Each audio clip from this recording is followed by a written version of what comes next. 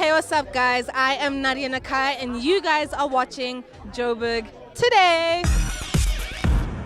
The province of Gauteng accounts only 1.4% of South Africa's land area, making it a tiny province. Yet Gauteng punches way above its weight, contributing around 35% to the national economy and some 7% to the GDP. It's certainly exciting to be here because of all the opportunities. What makes Gauteng special for you now that you see it from the eyes of a premier in terms of really getting your hands dirty and working towards transforming this province of ours?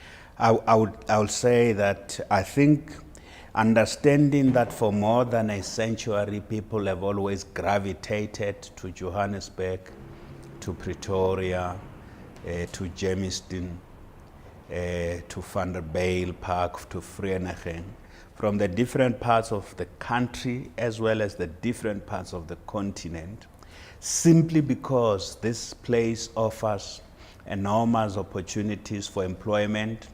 In the 20th century, most of the jobs were in mining and then moved into manufacturing. A lot of people who came to work here in the cities, in the city of gold, in Tshwane, or in Ekurhuleni, from any part of the country or different parts of the continent, they saw this as the hub of opportunity in the continent. And understanding that is very important, that we have a very dynamic, more than a century old problem in positive terms of migration. So people always move in and out of Gauteng.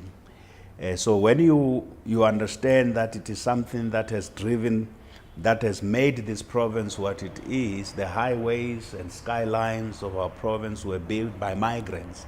Migrants from different parts of South Africa, migrants from different parts of Africa came here to build our highways.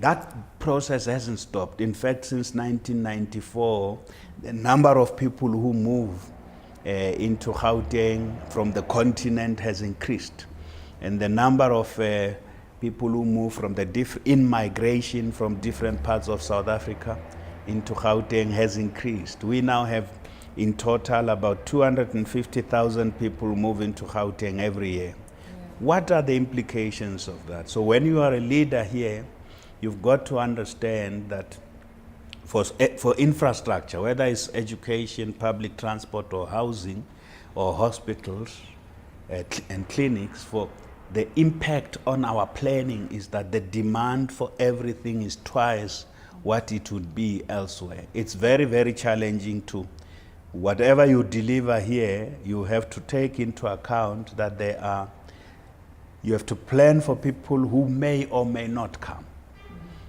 From the different parts of the continent. So that puts lots of pressure on municipalities, on provincial government departments, because there's always one person more than the number that if you were expecting 2 people to arrive, there will be 3 people who arrive. So you plan for 2 people, but 3 people arrive in our schools, in our hospitals, for housing delivery. And so that's a big challenge. But it also, I say a problem in quotes, migration poses challenges, but it also brings opportunities. A lot of people who move to the cities are young people, many of them more educated than previous generations. So others who come to cities are more entrepreneurial than their forebears. Premier, you painted the picture quite well in terms of Gauteng's position in South Africa, on the continent, and no doubt it is the most well-developed part of Africa, the biggest contributor to South Africa's national economy. But what is holding the province back when it comes to improving on its own growth in terms of where more investment should be taking place in infrastructure, in terms of developing entrepreneurs, etc.? Well, I think in that context, I will say that so we've got the new economic development plan in Gauteng, which focuses on the key sectors of the economy. Yes, Gauteng contribute 35% to the national economy. That is something over the past 20 years we have grown our GDP contribution from 33% to 35%. With regard to GDP, there isn't much you can do. We will always be more or less 1/3 of South Africa's economy. But that's not what matters in my view. What matters is growing the sectors of the economy and looking at where that growth is going to come from. So in the South African context, we can intervene in various sectors, but we need to position the different sectors of Gauteng's economy onto the cameras must face the continent, if I were to use that. Once we do that, the opportunities are enormous. If we're only concentrating on growth that's driven by the just internally, there are limits to what you can do. If our national economy is growing at less than 2%, there isn't much that Gauteng can push. But if we start looking sector by sector like we are doing now, the automotive sector, Gauteng, 20 years ago, Gauteng, let's say 25 years ago to be precise, Gauteng was not producing any cars in any key way. We knew in South Africa, all the vehicles, motor vehicles were being manufactured or assembled in Port Elizabeth, East London, and Durban. Yeah. So we positioned the automotive sector at the dawn of our democracy, decided that because of Gauteng as a big market, and we are geographically more located in the inland, closer to the borders of Botswana, Zimbabwe, and Mozambique, that we can have a big advantage, and our industrial infrastructure, given the innovations and the skills, as an economic hub. So we took a decision at the dawn of democracy that we are going to build an automotive industry from scratch. And you know what the story is today. 42% of South Africa's cars are now produced in Gauteng.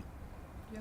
So we're doing that now. Using that example, we are looking at how we can grow every sector, from employment to GDP contribution to revenue generation in output, from the standpoint of an African continent with 1 billion people as its market. I want to talk about this very ambitious project for Ekurhuleni, the Erythropolis, that's been touted as groundbreaking. Tell us more. How is this groundbreaking, and how much of traction has been gained in terms of how are we moving forward to realize that 30-year vision?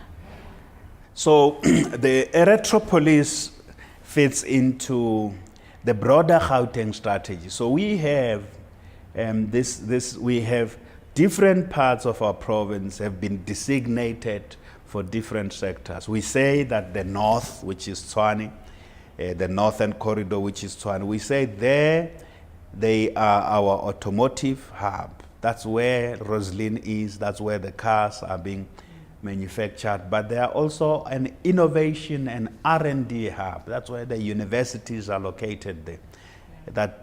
And an aviation hub. So if you look at the Waterkloof area, has got lots of companies that are in the defense and aerospace that link up with Ekurhuleni. They manufacture there, very exciting technological advanced manufacturing takes place there. So we say we will work with the city of Tshwane to build that type of an economy, to expand, to invest in infrastructure, to create an ecosystem that ensures that jobs can grow. So, and then for Johannesburg, we look at sectors like finance and fintech, finance and technology and pharmaceuticals. Okay, and so it's like developing economic nodes. Yes, so the specialization of these sectors. So that's how the Erythropolis comes. So we say for Ekurhuleni as a manufacturing hub. Remember, Ekurhuleni is the heart, is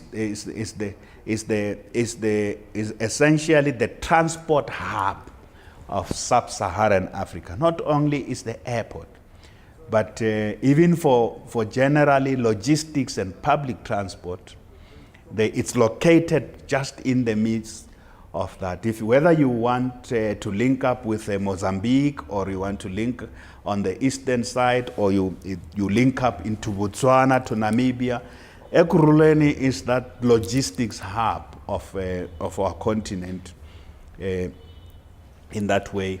So the Erythropolis derives, that concept arises from using the economics of airports to build a new economy around airports. So, and we have looked at how different cities in the world have developed just on the basis of modeling their economies and various sectors that are linked to the aviation hub.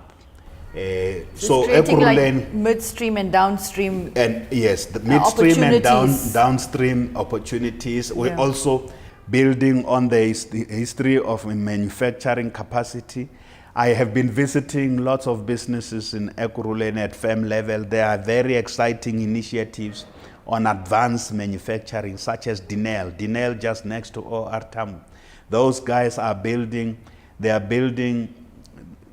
are in advanced manufacturing capacities, top class, it's world class. What they are doing there, training young people, bringing in new technology. They are building defense systems that are amongst the best in the world.